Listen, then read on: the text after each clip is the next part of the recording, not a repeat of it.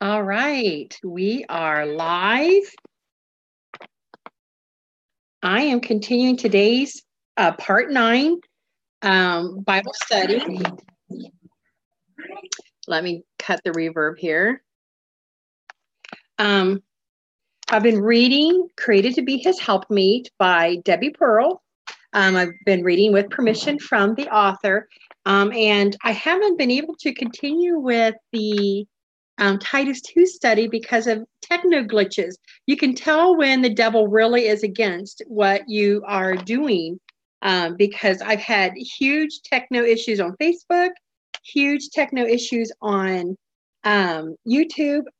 And so today I thought I would try my Zoom account and stream live to YouTube through that to see if we don't get better quality. So we're starting. Part 9 is the wisdom to understand your man. And this chapter, I'm not going to read every bit of it, but it discusses the 3 different types of men. God is 3 parts in one. We call it the Trinity: God the Father, God the Son, God the Holy Spirit. And each one of these traits, God exemplifies fully. The command man, the visionary, and the steady man. And then each one of our men, our husbands, are dominant in one area or the other of these character traits. So the 3 kinds of men, and I'll start reading a portion of the Created to Be His Helpmeet. 3 kinds of men. Men are not all the same. I've become aware there are basically 3 types of men, and then she talks about the command man, the visionary, and the Mr. Steady. I happen to be married to a Mr. Steady, and I am so thankful for that because he is wonderful. Our personalities fit each other. I don't know if I would have been able to do a command man or visionary. I mean, God creates us to be a perfect fit for the man he has in mind for us. But by the time a young woman gets married, she's developed a composite image of what her husband ought to look like. The men she knows, the characters in the books that she's read, the romance novels or the romance movies, we get this picture in our head of what our husband, our knight in shining armor, is going to look like. And our preconceived ideas make it tough on our husbands. Poor guys. They are never perfect, far from it. Of course, neither are we as wives either. But God gave each one a nature that in part is like himself, but it's not complete in sinful man. When you add in the factor that men are fallen creatures, it makes a girl wonder why she'd want to tie her life to one of those sons of Adam. But God made us ladies to have an unreasonable desire to be needed by a man, and our hormones are working strenuously to bring us together, like from elementary school on. When a girl suddenly finds herself permanently wed to a man who's not like she thinks he ought to be, rather than adapt to him, us wives usually try to spend the rest of our time trying to change them to fit what our composite image is of that man. Wisdom is knowing that when you marry this man, that you need to learn to adapt to him as he is and not as you want him to be. So first, we're going to talk about Mr. Command Man. Mr. Command Man, God is dominant, a sovereign and all-powerful God. He's also a visionary, omniscient, and desirous of carrying out his plans. And he's steady, the same yesterday, today, and forever.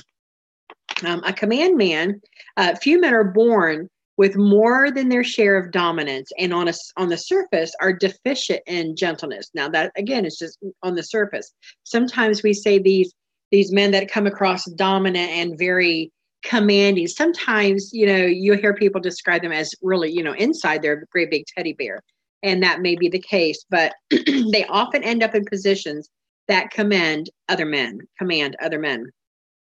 We call them command men. They're born leaders. They often are chosen by other men to be military commanders or politicians or preachers. Winston Churchill would be that kind of man, or George Patton or Ronald Reagan.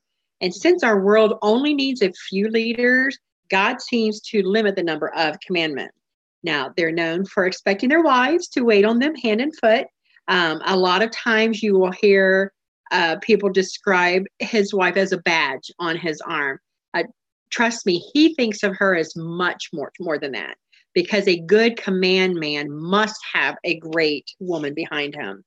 A command man does not want his wife involved in projects that prevent her from serving him and being at his beck and call, so to speak. If you're blessed, and Debi Pearl, she would tell you she's married to a command man. If you're blessed to be married to a command man, she says, they may walk off, leaving you to clean up messes behind them, and they seem to have less tolerance for things. She talks about that sometimes these men leave their wives before she has a chance to realize that there's even anything wrong in the marriage, and by the time that she realizes that there is a serious problem, she's already a divorced mother seeking help and how to raise her children alone. This command man seems to be sufficient to himself, and a woman married to this type of man has to win her place in his heart by proving that she will stand by her man, faithful and loyal to the end. The road for a woman married to a command man is usually, it's not an easy, it's a heavy yoke. Debi calls it in her book. There are no gray areas. She always knows exactly what is required of her. And therefore, if she trusts that, she can have a calm sense of safety and rest. The command man feels it's his duty and responsibility to lead people. And so he does. And whether they think they want him to lead them or not, he's willing to step up to the task. And obviously, this is what the public is most comfortable with.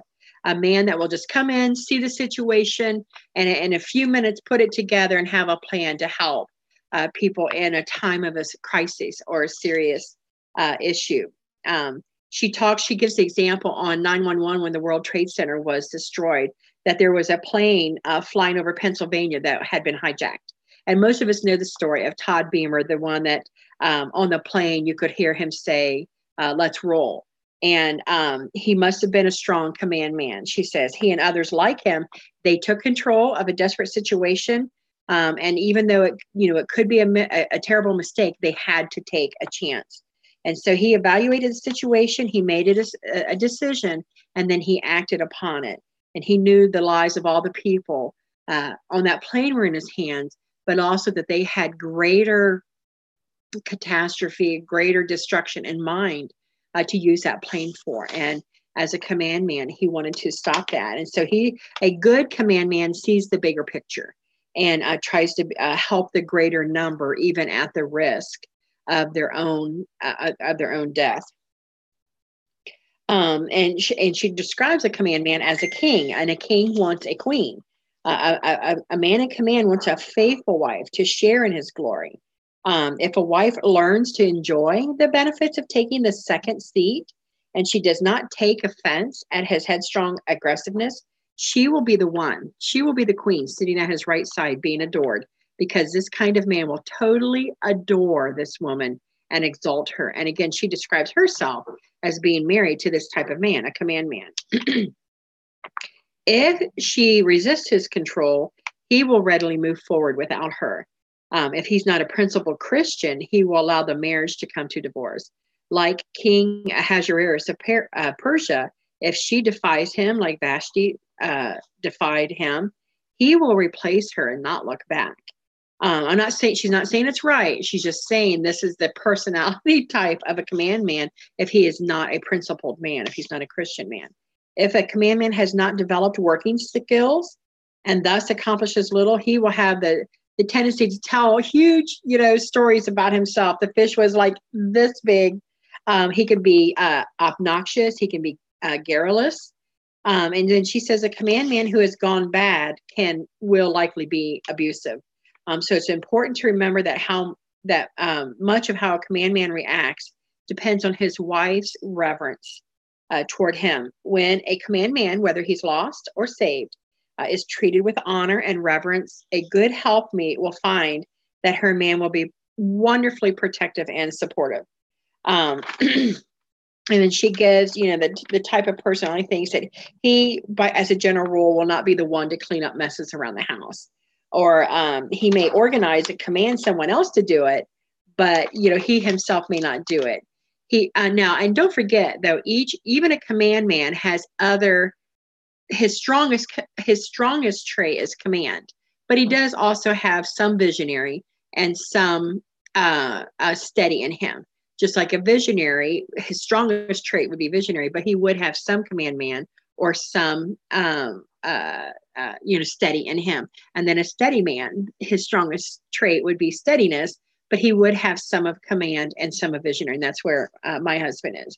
So a born leader is what a command man is.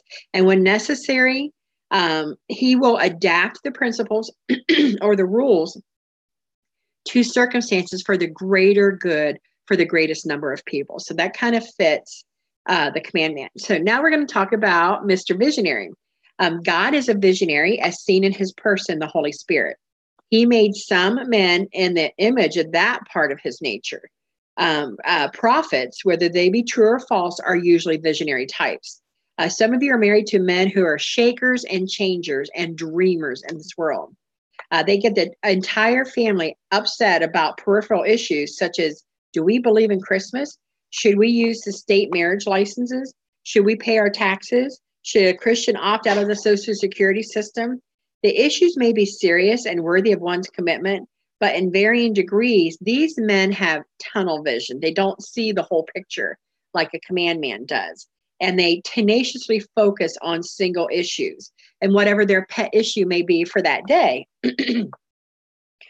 Sometimes these men can be the type that pick up and relocate without any idea of what they're going to do for a living. Or sometimes they are the church splitters and the ones who demand doctrinal purity and proper dress and conduct. Like a prophet, they call people to task for inconsistencies. And if they're not wise, they can be real jerks who push their agendas, forcing others to go their way. Visionaries, though, on the other hand, are often gifted men and inventors. She said, I'm sure that this caliber of man are the type that conquered the Wild West. And they would not have been the farmers who settled it. That would have been the steadies. Today, visionary men may be street preachers, political activists, organizers, instigators of any frontline social issue. They love confrontation and hate the status quo. Why leave it the way it is when you can change it? Mr. Visionary is consumed with a need to communicate with his words, maybe in music or writing or using his voice, using art or his actions. He is that voice crying out in the wilderness, striving to change the way humanity is by behaving or thinking. She goes on to say that good intentions don't always keep visionaries from causing great harm. They can stir up the pudding and end up with toxic waste if they are not wise. An unwise wife can add to the poison with negative words, or she can, with simple words of caution, bring attention to the goodness of the pudding and kind of rein him back in. Every Mr. Visionary needs a good, wise, prudent, stable wife who has a positive outlook on life. I think I'm glad I'm not married to one of these. She says, if you're married to one of these fellows, expect to be either rich or poor, but rarely middle class. He may invest everything in a chance and lose it all to make a fortune, but he will not do well working an 8 to 5 in the same place for 30 years and then retiring to live the good life. If he works a regular job, he may either not show up half the time, or he'll work like a maniac 80 hours a week, not very balanced there. And he would love every minute of it. He may purchase an alligator farm in Florida or a ski resort in Colorado, or he may buy an old house trailer for $150 with hopes of fixing it up and selling it for $10,000. This is the character traits of a visionary. She says he may never be rich in money, but he will be rich in experience, and the ride with him will be wild. She said, come to think of it, maybe my husband is not 100% Mr. Command Man, because he seems quite a bit like this Mr. Visionary as well. She said, I remember on more than one occasion helping him tear down someone's old barn in order to drag the junk home to fill up our old barn. Remember, most men are a mixture of types, but usually stronger in one. And again, if you're just joining me, I am reading from the book Created to Be His Helpmeet with permission from Debi Pearl. This is part 9 of our Titus 2 talks. And today she's talking about the 3 different types of men: command men, Mr. Command Man, Mr. Visionary, and Mr. Steady. Now, she says the wife of Mr. Visionary should just be a little bit reckless and maybe blind in one eye if she's going to enjoy the ride. If this is your man, you need to learn 2 very important things beyond how to make an appeal. Learn how to be flexible and learn how to be loyal to your man. You will be amazed at how much happier you will be and how much fun life can be if you learn to just go with the flow, but it's got to be his flow. Life will become an adventure. You will actually begin to feel sorry for the girls married to the stick in the mud steady types. Mine's a steady type, but he's not a stick in the mud, that's for sure. And once you get it into your head that your husband does not have to be right for you to follow him all the time, you will finally be able to say bye-bye to your overwrought parents, even when you are screaming that you're married to a crazy man. People looking on will marvel that you're able to love and appreciate your husband, but you will know better because you will see his greatness. You will see greatness in Mr. Visionary, even if no one else can, and you will be that wind beneath his wings. She goes on to say that greatness is a state of soul, not based on certain circumstances.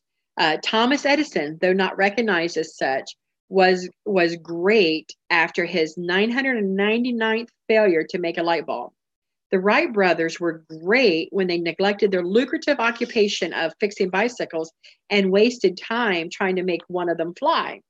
If the light bulb had never worked and the plane had never flown and no one remembered their names today, they would have still been the same men and their lives would have still been spent just as full and their days just as challenging. Did Edison's wife think him great when he used his last dime on another failed idea? If she didn't, just think of what she missed. So Mr. Visionary needs a woman's support. He will appreciate it when it's freely given, and without her, he will feel alone.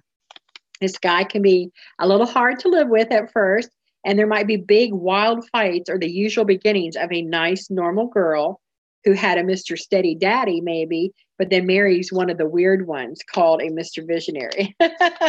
They will either have a bitter divorce, unfortunately, because she divorces him in the first few years, or she will decide to learn to appreciate him because he is really rather lovable.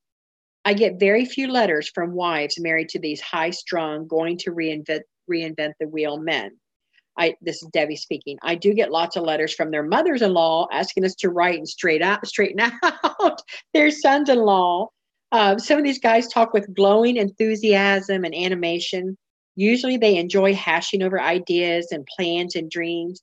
If you are married to one, he loves to tell you about his newest idea, and he wants your enthusiastic support, not a critique of his idea. Remind him that the next time he has an idea, that you will, you just make sure you show him support with any of his ideas. Even if you think it might be a little wild, he needs you and he needs your support. And so you need to enjoy the trip. All right. So now the next one is Mr. Steady. Now, God is as steady as an eternal rock. He cares for us. He provides. He's faithful, just like the priest. Jesus Christ fulfilled the priestly role. God created many men in that image. We will call him Mr. Steady. He's in the middle, not given to extremes as the command man, or on the other end, the visionary. The steady man does not make snap decisions nor spend his last dime on a new idea. And he doesn't try to tell other people what to do. He tries to avoid controversy. He doesn't invent the light bulb like Mr. Visionary, but he will be the one to build the factory and manage the assembly line that produces the light bulb and produces the airplane. He does not jump to the front of the plane to take a razor knife away from a terrorist unless he is encouraged to do so by a Mr. Command Man.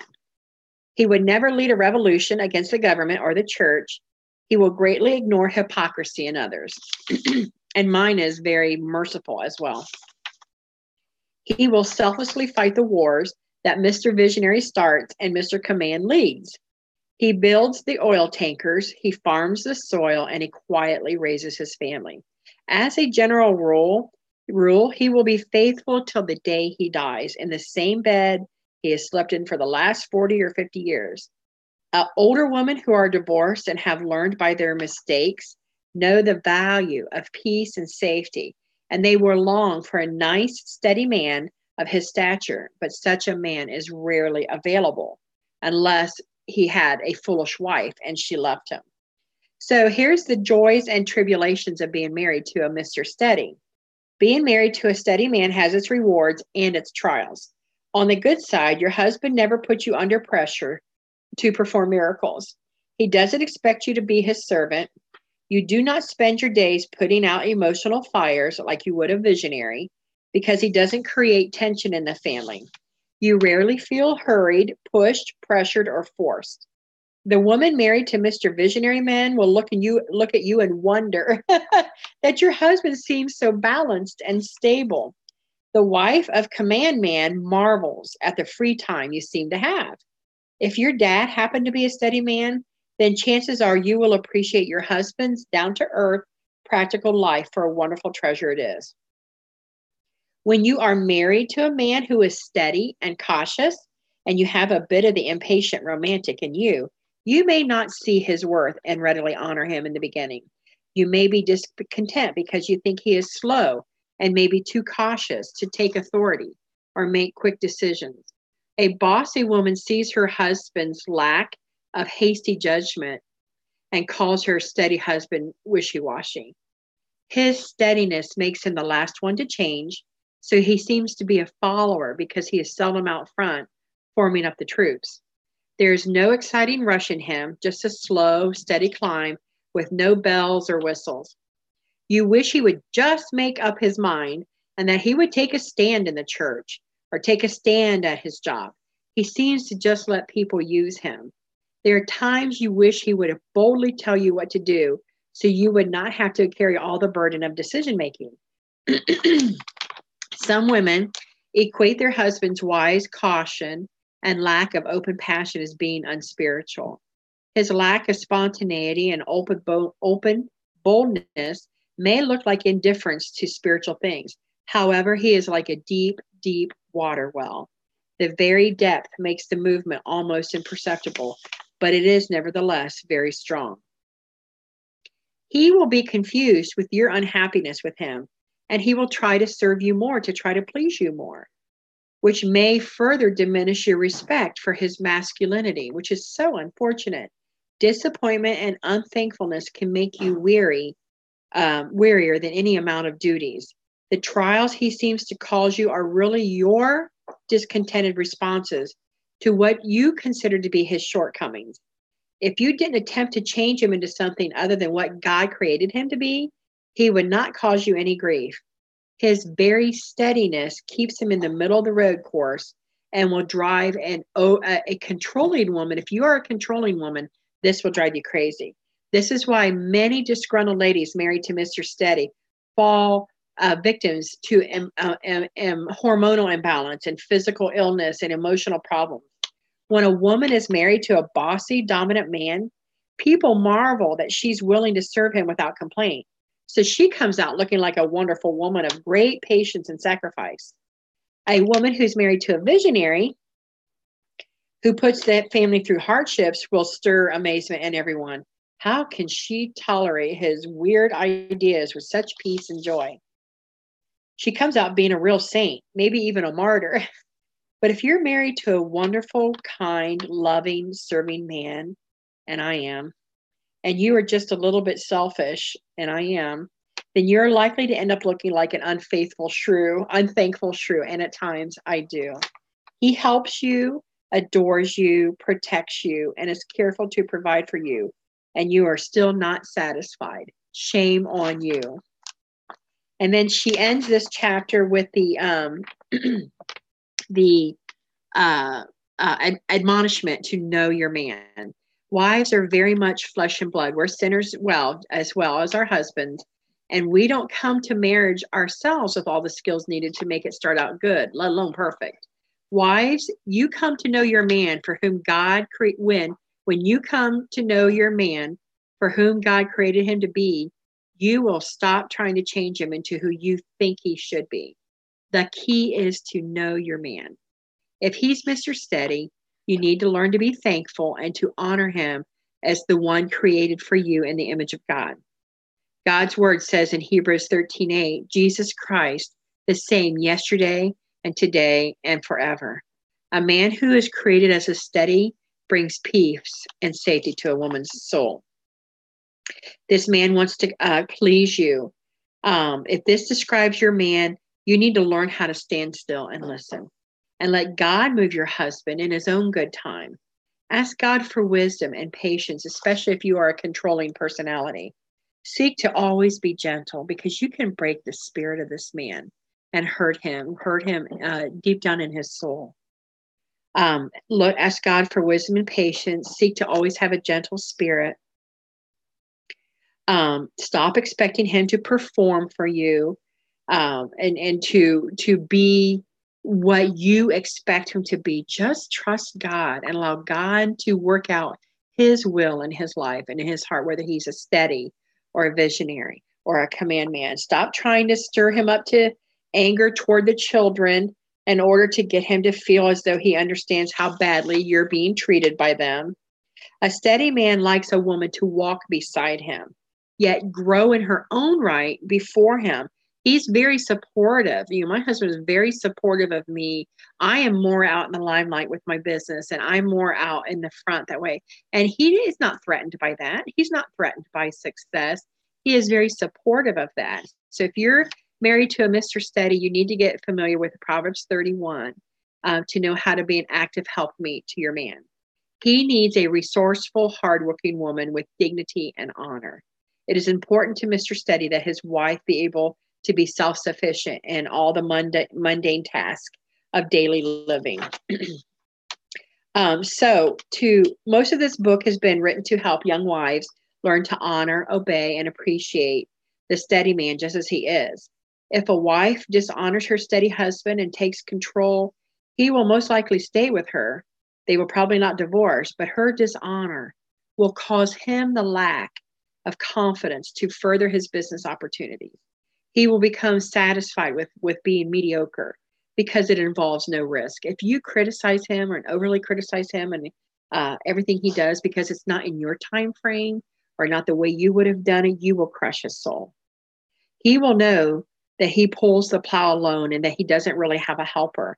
Yet if that same man had married a thankful, creative woman who delighted in him and thought he was the smartest, wisest, most important fellow around, then he would have risen to the occasion in every area of his life. Many women believe Mr. Steady is mediocre and lacks strength and authority.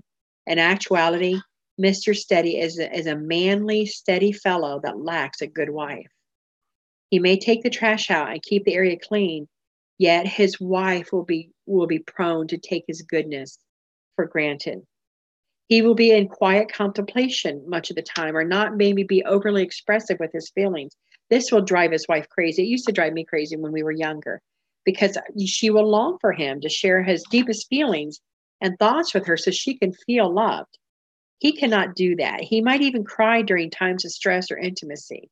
He is very, very slow to come to trust and open up to the woman he loves because he does not understand her. And that's a lifetime job anyway. He will enjoy the company of others and be most comfortable spending time in small talk with whoever is around.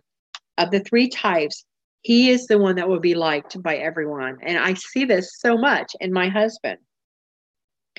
Mr. Steady is always in demand. And wives, hear me about this. People everywhere need your steady husband to fix a car, to build a house, to fix a computer, to figure out what's wrong with the phone, to heal them of cancer. And the list goes on and on and on and on. You begin to wonder if you'll ever have them all to yourself. The answer is no. Mr. Steady belongs to the people. When it's time or past time for some special time alone, take a vacation, and leave the cell phone at home. The steady man is wonderful with those who are hurt or sick or dying. And my husband, again, is like that. He loves to comfort, and he seems to know what a person needs in times of great sorrow. This makes me just want to hug my husband. I cannot wait till he gets home, because he is so, this reminds me of just how wonderful he is. His still, quiet presence brings peace. To the command man, this is nothing short of a miracle. A steady man thrust into a command man's position or job will be stressed and in the end unsuccessful. He is not meant to lead. He is meant to support. He does not focus on the eternal picture, nor is he looking through a microscope. The command man focuses on the eternal picture, the big picture. The visionary focuses on the microscope. He's just, focused that way. But his vision is as a man seeing life just as it is. He's very practical. He's a realist. He can shift his sights to the sky and know there's more up there that he can see, and he wonders about it. Or he can stare into a muddy pond and appreciate that there's a whole world in there that he knows nothing about. So, ruination, a ruination wife's summary. So this is a wife that would cause ruination, no matter which kind of man she's married to. So the wife of a command man can ruin her marriage by failing to honor, obey, and reverence her husband's authority and rule. The wife of Mr. Visionary can ruin her marriage by failing to follow, believe, and participate with enthusiasm in her husband's dreams and visions. And then the wife of Mr. Steady can ruin her marriage by failing to appreciate, wait on, and be thankful for her husband's pleasant qualities. So here's a successful wife married to each of these. The wife of a Mr. Command Man, to be successful, can heal her marriage by becoming his adoring queen. If you're married to a Mr. Command, you can heal your marriage by becoming his adoring queen, honoring and obeying his every reasonable, and sometimes unreasonable word. She will dress, act, and speak so as to bring him honor everywhere she goes. The wife of Mr. Visionary can be successful and heal her marriage by laying aside her own dreams and aspirations and embracing her role as a helpmeet to her man, believing in him and being willing to follow him with joyful participation in the path he has chosen. And then the wife of Mr. Steady can heal her marriage and be successful by joyfully realizing what a friend she has in him, what a lover, what a companion she has been given, and living with gratitude verbally and actively. When she stops trying to change him, he will grow. She can then willingly take up the tasks that fill her time and give her husband joy and satisfaction when he sees her productiveness. So, ladies, who is your man? Make a list of your husband's traits. And this is time to consider. This is putting the actions, the wings to the study. She says, make a list of your husband's traits, things that indicate which of the three types he most expresses. It may be a combination of all three, with one more dominant. Now begin a list of things that you can do that will set him free to be the man that God made him to be. And of course, Debbie's books are filled with letters from ladies, and this chapter ends with a letter called Ministering Hands. Dear Debbie, if your husband comes home cold, tired, or even bearish, I've got a sure cure. Tell that big old man to lie down on the floor so you can give him a real sugar-cured back rub. As I rub warm, sweetly scented oil into my man's stiff, sore muscles, I also rub in love. I whisper endearments, and just a line or two brings a smile. Whispering wraps a normal word in intrigue and gives it a bit of mystery. The moment of secret is sweet. He is reminded of how much we need him, appreciate him, and how fine we think he is. Of course, all the children want to bless Daddy, so they rush to help with the back rub. This time of blessing Daddy has never failed to bring on a jolly, relaxed mood. It works on the little men in your life as well. My little boys have grown up highly appreciating the moments with Mom, no matter what they're doing. If I tell them I'll give them a back rub, they'll drop on the spot and then say, will you put a secret in my ear? Even the 1-year-old plops down with great anticipation. at a mere suggestion of a back rub. All in all, a good back rub is a sure winner. It gives daddy physical comfort for his big, sore muscles, while it is an outward sign to our children of honor and reverence toward dad. The ministering of love through my hand seems to prepare the heart soil and gives the seeds of my words fertile ground in which to grow. On cold, rainy days when the boys are bouncing off the walls, the callback of back rubs brings quiet, both to the house and to their little souls. So go bless the men in your family, pour on the oil, and see how much love, joy, and peace it brings. Love, Susie. All right, so next week we'll start chapter 9 of Created to Be His Helpmeet, read with permission by Debi Pearl and No Greater Joy Ministries. You can purchase this book. You can purchase it on Amazon. You can also purchase it from No Greater Joy Ministries. But next week, we're going to be talking about finding your life in His. And this goes contrary to the grain of women today. We don't want to find our lives in our husbands. We want to be all about me, my career, my wants, my desires, my this, my that. But you know what? You're going against the grain of how God created you. He created you to be a helper fit for your husband. And next week, we're going to talk about finding our life in our husbands. And then after that, we're going to be addressing how our reactions define us. So I hope you all have a good day. I look forward to the next lesson, and we'll see you then.